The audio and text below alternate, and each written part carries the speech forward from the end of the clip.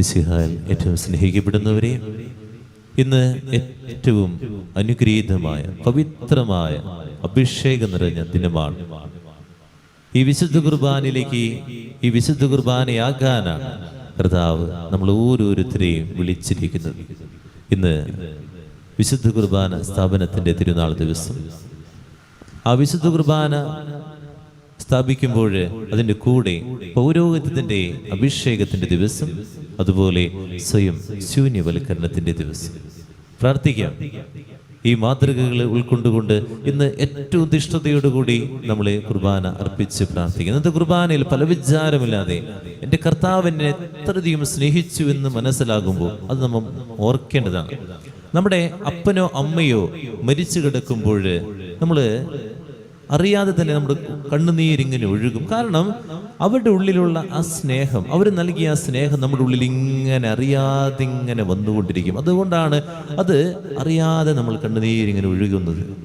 അങ്ങനെ ഒഴുകി വേണം ഇന്ന് ബലിയർപ്പിച്ച് പ്രാർത്ഥിക്കാൻ. കാരണം എന്നെ ഇത്രയധികം കർത്താവ് സ്നേഹിച്ചല്ലോ, എന്നെ ഇത്രയധികം എൻ്റെ കർത്താവ് നോക്കിയല്ലോ, വിശുദ്ധ കുർബാനയായല്ലോ എന്ന് മനസ്സിലാക്കിക്കൊണ്ട് ബലിയർപ്പിക്കുമ്പോഴുണ്ടല്ലോ അറിയാതെ കണ്ണുനീരിങ്ങനെ ഒഴുകും. 3 കാര്യങ്ങളാണ് കർത്താവ് ഇന്ന് ദിവസത്തിൻ്റെ സന്ദേശമായിട്ട് നമുക്ക് ഓരോരുത്തർക്കും നൽകുക. 1, സമചിത്തത കൈവിടാത്ത ഒരു മനുഷ്യൻ.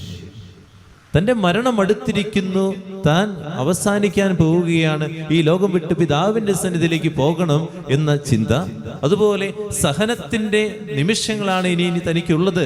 ഇതൊക്കെ കഴിഞ്ഞു കഴിയുമ്പോൾ, ഈ സന്തോഷമൊക്കെ കഴിഞ്ഞു കഴിയുമ്പോൾ ഇനി സഹനത്തിൻ്റെ നിമിഷമാണ്, ആരും എന്നെ സഹായിക്കാനില്ല എന്ന ആ ചിന്ത ഉള്ളിലുണ്ടായിട്ടും ഒരു വിഷമം, അല്ലെങ്കിൽ ആരുടെ അടുത്ത് ഓടിപ്പോയി കരഞ്ഞ് ഇതേ ഞാൻ പോവാണ്ടോ, ഞാൻ മരിക്കാൻ പോവാണ്ടോ ഒന്ന് പറഞ്ഞ് ഒച്ചപ്പാടും ബഹളം ഉണ്ടാക്കിയ വ്യക്തിയല്ല. നമ്മളൊന്ന് ചിന്തിച്ചു നോക്കി.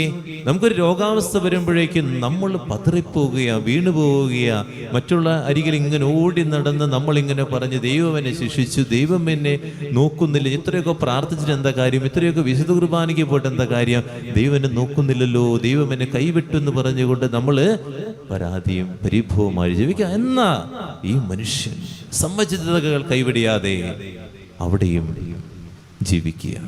ആ യേശുവിനെ പോലെ ജീവിക്കാൻ പറ്റുമോ? ആ യേശുവിൻ്റെ ഒരു ഭാവം ഒന്ന് അടർത്തിയെടുക്കാൻ നമുക്ക് പറ്റുമോ? എപ്പോഴെങ്കിലും ഒരു നിമിഷത്തിലെങ്കിലും ഒരു പൊട്ടലുണ്ടാകുമ്പോൾ, അല്ലെങ്കിൽ ആരെങ്കിലും നിന്നെക്കുറിച്ചൊരു കുറ്റം പറയുമ്പോൾ, അത് കേൾക്കുമ്പോൾ സമചിത്തത കൈവിടിയാതെ എൻ്റെ യേശുവിനെ പോലെ ആകണം. ഇന്ന ദിവസം അങ്ങനെ ഒന്ന് ചിന്തിച്ച് നോക്കി.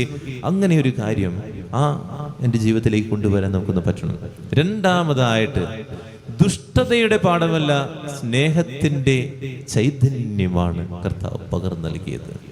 നമ്മളൊക്കെ ഒന്ന് മരിച്ചു പോകും, നമ്മൾ ചിന്തിക്കുക, ഈ നിമിഷം ഒന്ന് മരിച്ചു പോകുമെന്ന് ചിന്തിക്കുക. നമ്മൾ എന്താണ് ഈ ലോകത്തിന് കൊടുത്തേക്കണേ? വഴക്കും പിണക്കുമാണോ? യേശു ഈ ലോകത്ത് നിന്ന് പോയപ്പോൾ സ്നേഹത്തിൻ്റെ വലിയ പാഠമാണ്. സ്നേഹിക്കണം, എങ്ങനെയാണ് സ്നേഹിക്കേണ്ടതെന്ന് യേശു എല്ലാവർക്കും കൊടുക്കുക. എങ്ങനെയാണ് ഞാൻ സ്നേഹിക്കേണ്ടതെന്ന് നമ്മൾ ഓരോ നിമിഷവും ജീവിക്കേണ്ടത് ഈ നിമിഷം മരിക്കുമെന്നുള്ള ചിന്തയോട് കൂടിയാണ്. അപ്പോൾ അങ്ങനെ ചിന്തിക്കുന്നവർക്ക് എന്താ ഉള്ളത്?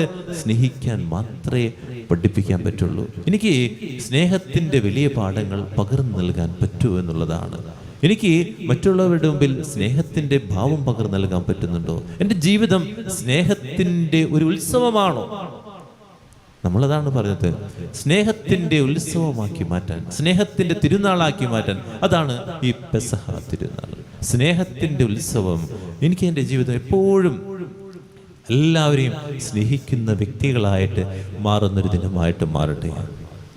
3ാമതായിട്ട്, പൗരോഹിത്യത്തിൻ്റെ തിരുനാൾ ദിവസം എല്ലാ പുരോഹിതർക്കു വേണ്ടി പ്രാർത്ഥിക്കുക. നമ്മുടെ കുടുംബങ്ങളിൽ നല്ല ദൈവവിളികൾ ഉണ്ടാകാൻ വേണ്ടി പ്രാർത്ഥിക്കുക. പവിത്രമായ ആ വിശുദ്ധ കുർബാന കുറവുകളുള്ള കരങ്ങളിലാണ് എടുക്കുന്നത്. അപ്പോൾ നമ്മുടെ പ്രാർത്ഥന അത്യാവശ്യമാണ്.